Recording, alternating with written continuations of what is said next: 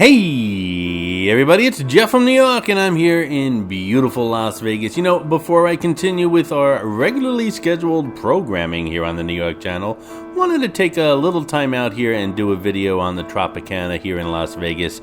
Obviously, everyone knows it was imploded over the last week, and it's got quite a history, and I just thought I'd share some of the videos that I've done over the years. I visited the Tropicana lots of times. Share some of those videos with you guys just to do a little reminiscing before we move on. This video is not about the Tropicana implosion. There's plenty of videos here on YouTube if that's what you want to see. This video is more about my visits to the Tropicana and a little bit of the Tropicana's history. So grab a martini, sit back and relax. Let's enjoy the end of an era, if you can possibly enjoy the end of an era. Another hotel and casino here on the Las Vegas Strip coming to an end.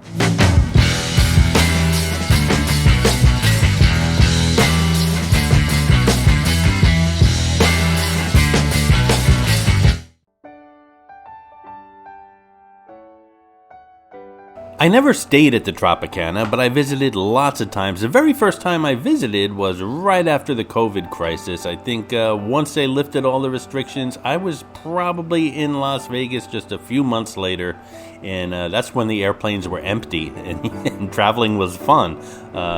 Things have changed since the end of COVID. There were one or two casual restaurants like celebrity chef Robert Irvine's Pub that we're passing right now, and there was a fine dining, maybe one or two fine dining establishments here.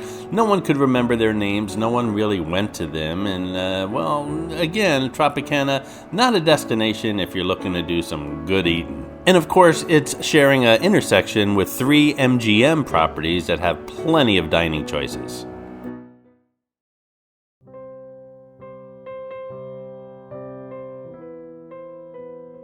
One of the things I liked about the Tropicana was the casino atmosphere. It was bright and airy. It's full of light. Everything was white with splashes of color. Even the rug for a casino wasn't bad at all. And everything was spread out in the casino. The slot machines weren't on top of each other, and you just seemed like you could breathe in this casino. Lots of people in the past have made comments that the Tropicana was for the older set, and I really didn't see that. It was a mixed crowd, just like any other casino that has young and old people alike. I think that was a big misconception. Here's 2 more restaurants that no one's really ever heard of, and every time that I visited the Tropicana, they were closed, and I've been here many times. If you've seen the Tropicana in photos and saw the implosion, you know that there's actually 2 towers, and this corridor that we're walking through takes you to the second tower.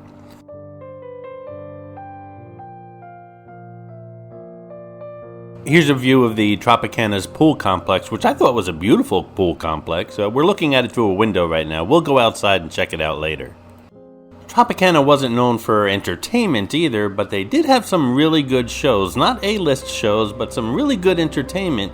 And these shows were around for a long time, so they obviously offered something like good entertainment at a cheap price. Hey guys, do me a favor, just look below the video, see if you're subscribed to the New York channel, and if you're not, why not subscribe right now and give the video a thumbs up? Both really do help the channel out. If you'd like to support the New York channel, just click on that thanks button right underneath the video. Doing so helps make videos like this one possible in the future, and it'll get you a shout out on an upcoming video. Speaking of which, a shout out to Mahmoud Shahin, I hope I pronounced that correctly, who gave a super thanks on my last Las Vegas video, The Restaurants of the Bellagio here in Las Vegas, a new restaurant series that I'm starting here on the channel. Thank you for your support, Mahmoud.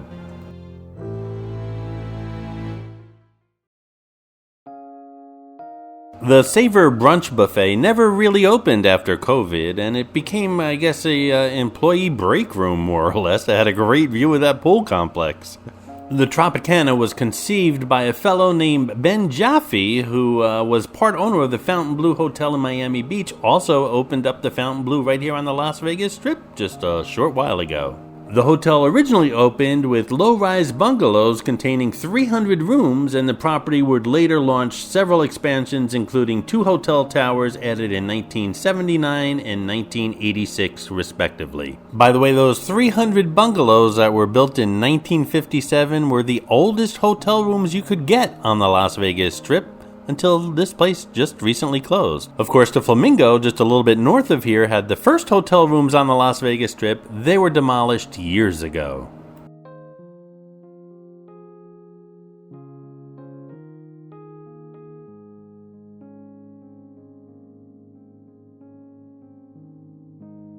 In the background there, you could see the original bungalows.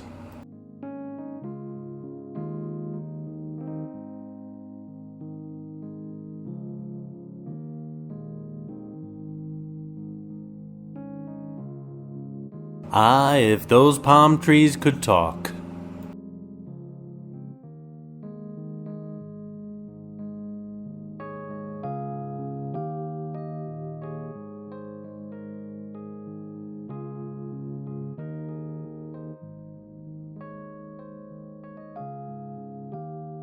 This was the Trago Lounge right off the casino floor and right across from the showroom.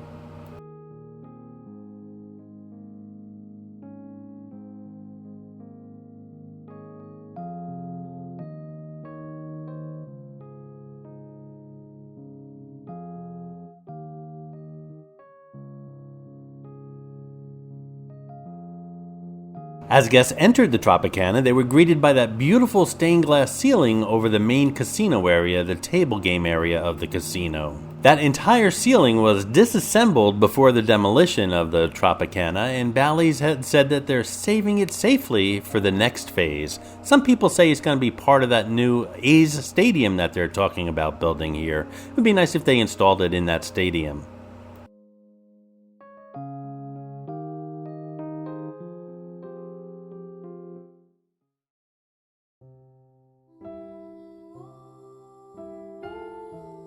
You see what I'm talking about? Look how nice and bright this casino is. The Tropicana underwent numerous ownership changes throughout its history. Mob connections were present at the time of its opening, and an FBI investigation in 1979 uncovered a skimming operation at the resort. Surprise, surprise. It was sold later that year to Ramada Inns, which later transferred ownership to a spin-off company. It was eventually bought by Bally's, which kind of forced Caesars to change the name of their Bally's to Horseshoe, but Bally's never changed the name of the Tropicana, they just demolished it.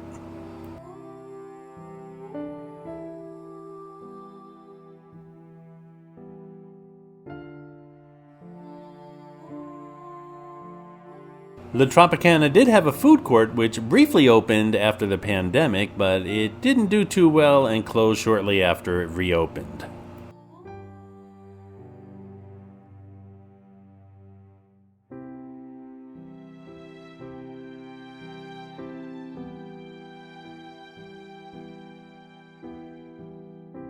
This clip is the Tropicana a few years before it closed, and the subsequent clips are the Tropicana once it closed for good.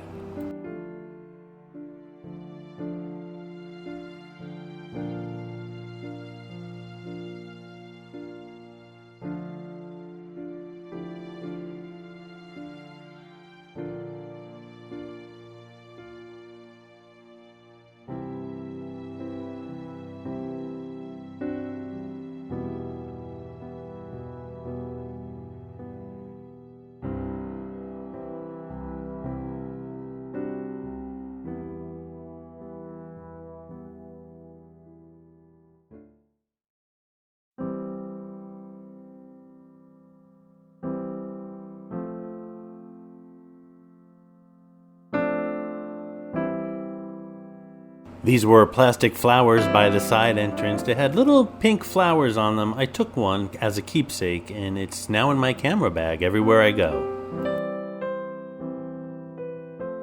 The old bungalow rooms, lot of history here.